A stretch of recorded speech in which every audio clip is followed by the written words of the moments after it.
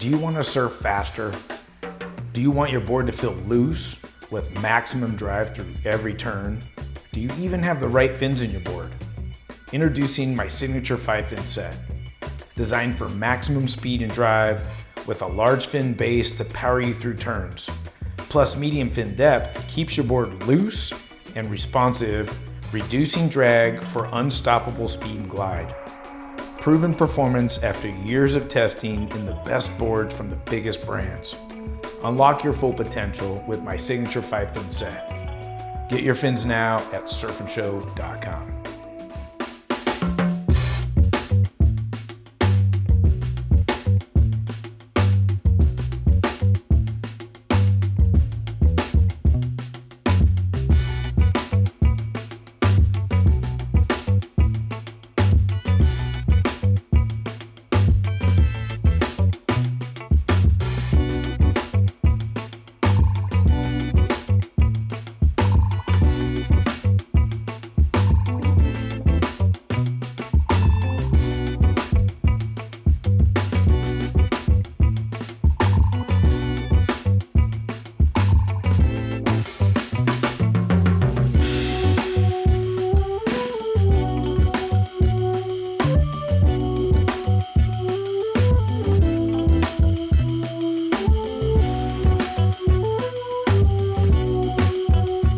Hey guys, welcome to Surf and Show. I'm Noel. Today's surfboard review, the Groove by Rob Machado Surfboards.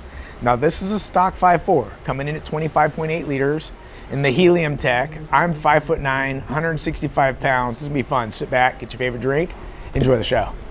Now when I first heard about the Groove and how it was gonna have more of a performance vibe for Rob Machado, I was pretty excited. Rob has been one of the surfers for me that I've looked up to technique-wise. He's silky smooth. He always looks like he's surfing fast and makes everything look effortless.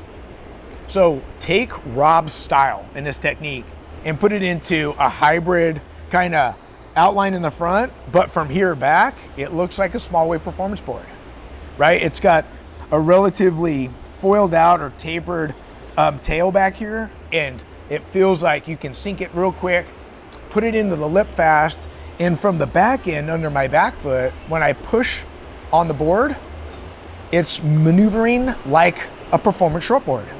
It's giving me that high performance feel. I'm talking about coming off the bottom, when I'm doing a tight arcing turn, because it's 5'4" and it's shorter, even though it has a little bit wider outline up front, what's happening back here is keeping it ultra sensitive and drawing a little bit different lines compared to the Machado Cado.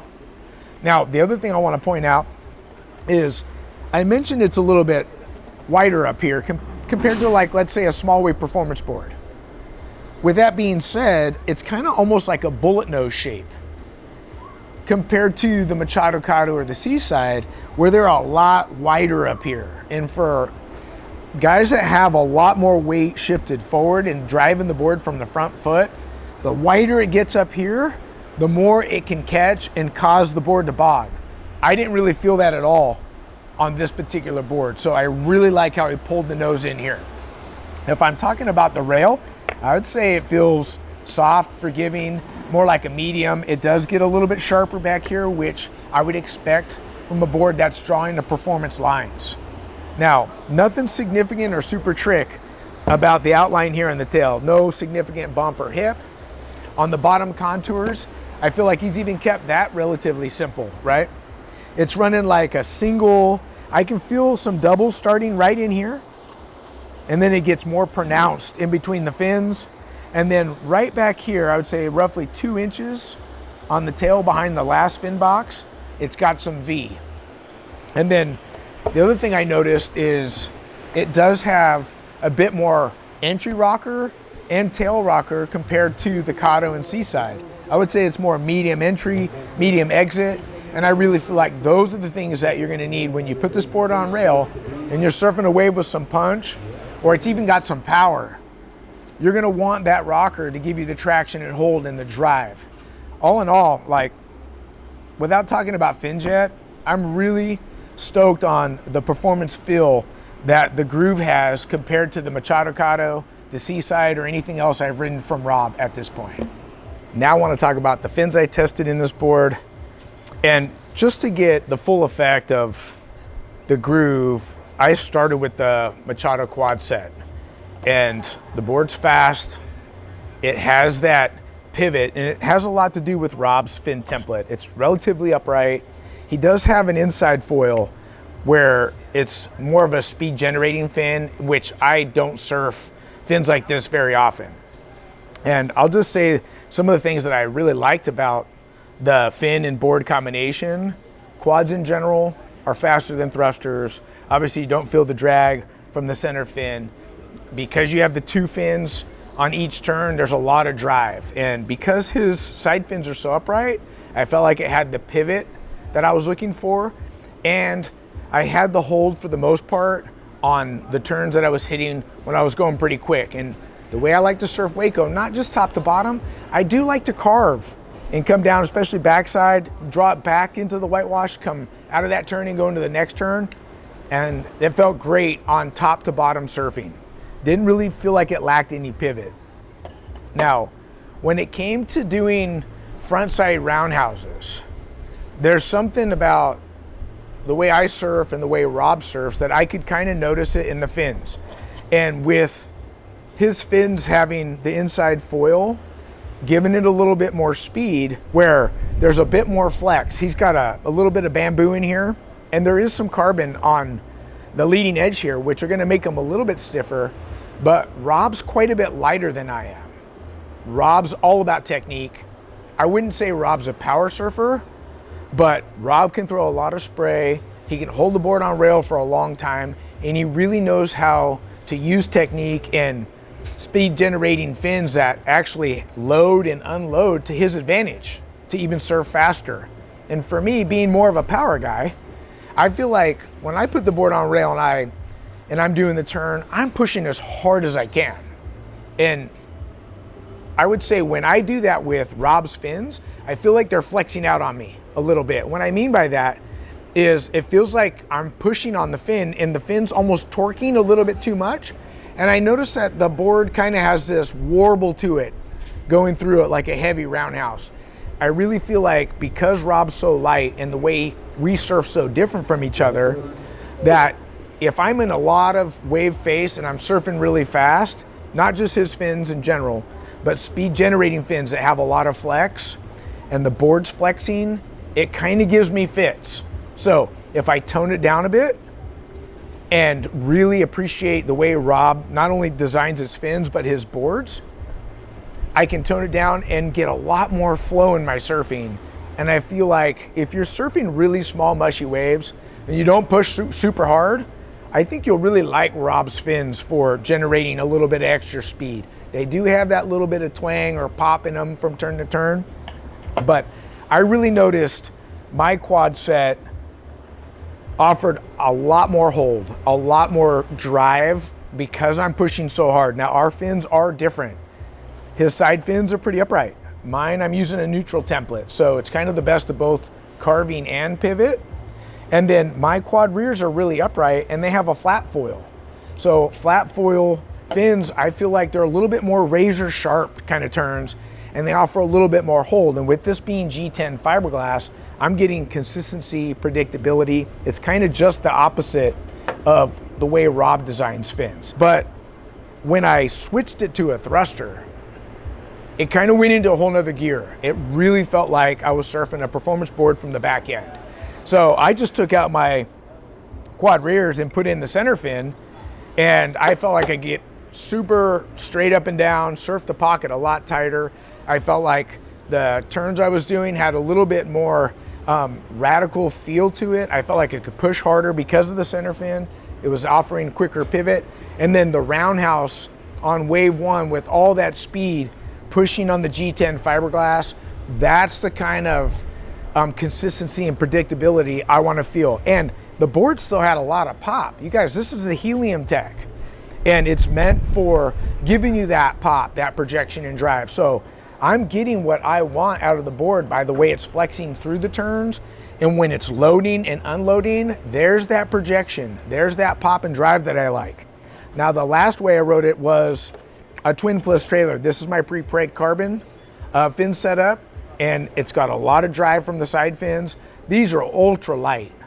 They are a little bit on the stiffer side, maybe like a 4 or 5 on the scale of 1 to 10 in stiffness. Sticking with the predictability, the consistency. And these felt good too, but I really felt like the Groove excelled most as a thruster and quad. And I feel like if you're gonna surf it in smaller waves, go ahead and run the Twin Plus trailer. I think you're gonna love the pivot and the drive, and it's gonna keep the board a little bit more playful when you're surfing it top to bottom and still have that speed on rail. Great to be back on Surf and Show with Noel. I'm Ian from Woolly TV, and this time round we're doing the Groove from Machado out of the Firewire stable.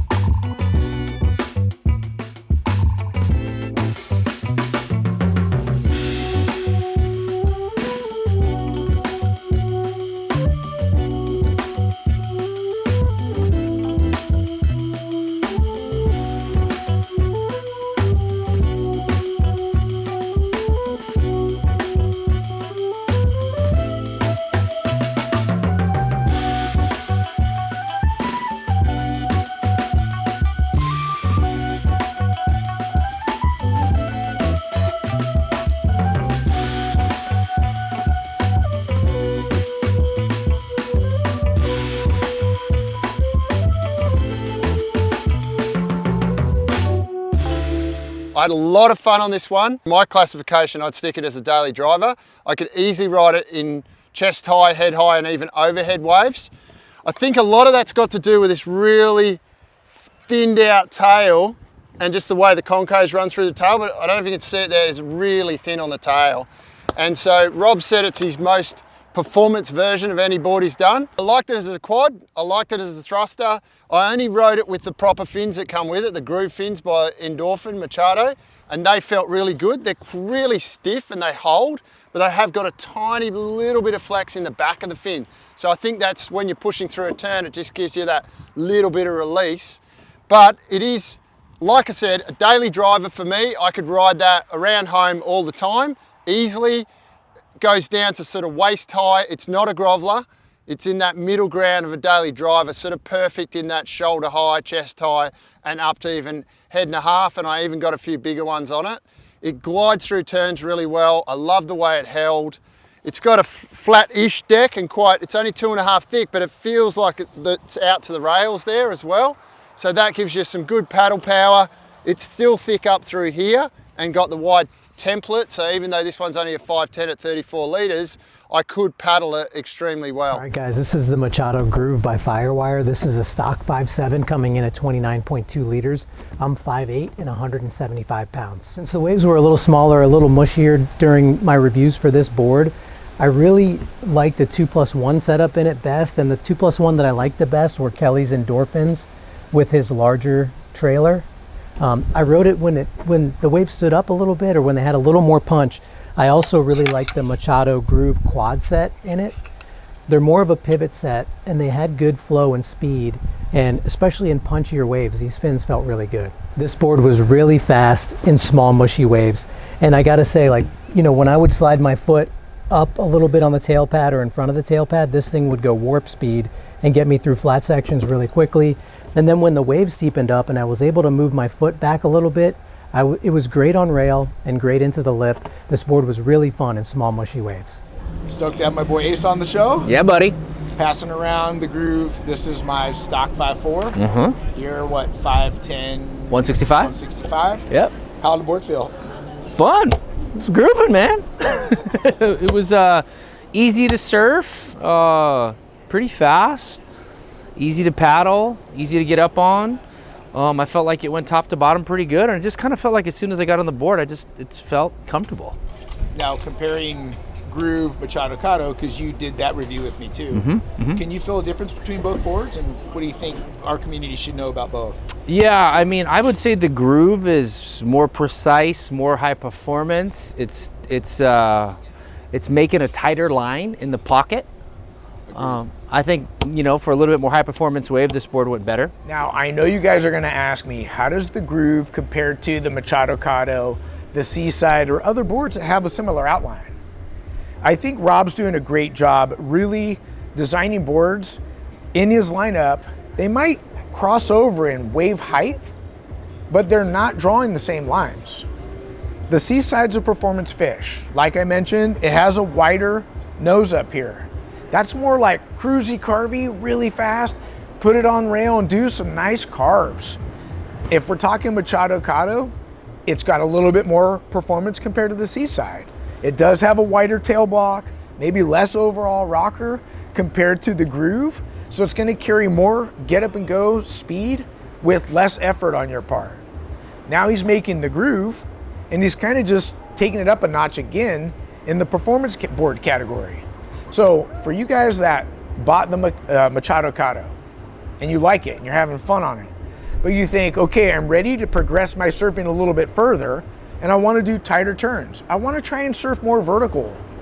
Now it's about getting on the Groove, picking the right fin setup, making sure you have the right fin template. Whether you want to surf with more vertical in the pocket, then you might want to choose a more pivotal fin. So I really feel like Rob is continuing to up the ante in his quiver of board selection to help you take your surfing where you want to go. I would say your Seaside and your Machado are legitimate grovelers. You're going to have a lot of fun. If it's like 3 feet and smaller, they're going to carry more speed. If you want to have something that's really easy to surf, still have some surface area up here, and you want to surf with tighter lines in the pocket, I feel like the Groove's the next step up for everybody. Now, the last thing I want to talk about is who do I recommend the Groove for? Most of the people in our community, from that lower level beginner all the way to expert pro level surfers, you're gonna have a good time on this board. Obviously, if you're a lower level beginner surfer, you want to buy it with a lot more foam so you catch a lot of waves. You need something stable to stand up on and have a lot of fun, and that will progress your surfing getting better. But as you start to progress in the intermediate to advanced, I really feel like the Groove is a lot of the people in our community's high performance shortboard with a blunt nose. This board's forgiving. I think you're gonna have a lot of fun on it. Now, a special shout out thanks to the surfers that helped me put the Groove through the paces in different wave types. Special shout out thanks to Rob Machado and the folks at Firewire for sending this board in for review. Look, if you like the show, subscribe, ring the bell so you don't miss an episode, and give us a thumbs up if you like our content. Until next time, we'll see you in the water. Bye-bye.